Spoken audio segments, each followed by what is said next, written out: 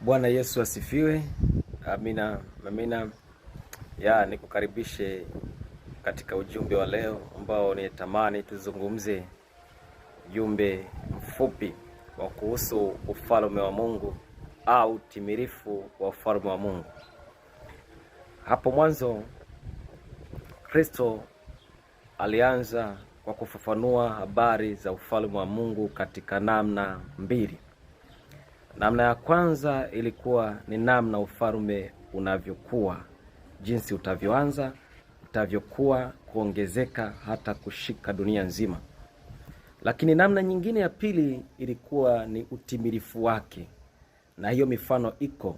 Ya kwanza, namna ya kwanza ni pale alipotumia mfano mojawapo, nitataja mojawapo mfano wa kutumia kwamba ufalme wa Mungu ni ufananishe na nini?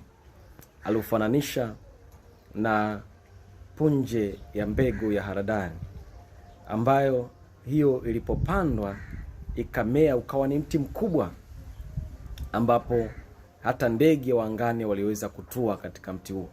Hiyo ilikuwa ni namna ya kwanza ya kufananisha na ufalme, ya kwamba ufalme utaanza kidogo. Tunatazama ufalme wa Mungu ulivyoanza, jinsi Kristo alivyoanza kuwatumia mitume 12 tu kuhubiri Injili, na sasa tunazungumzia dunia nzima habari ya Kristo, ufalme wa Mungu.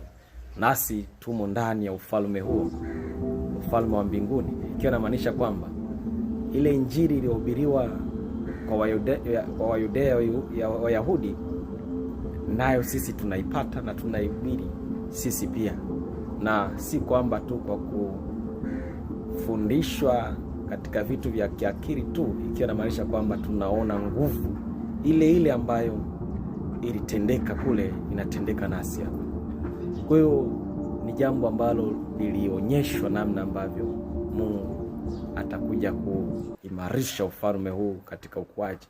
Lakini upande wa pili ni ukamilifu wake, ni upande mwingine. Huku Mathayo 13 ile sura ya 13 kuanzia mstari wa 47 mpaka 50, anaeleza mfano wa ufalme wa Mungu kama wavu wa samaki. Anasema kwamba ufalme wa Mungu ni kama wavu wa samaki ambao wavuvi waliutupa baharini, na kisha ukakusanya samaki wa kila aina, na baada ya kujaa wavuvi wakauvuta ufukweni. Baada ya pale wakaketi wakachambua wale samaki wasafi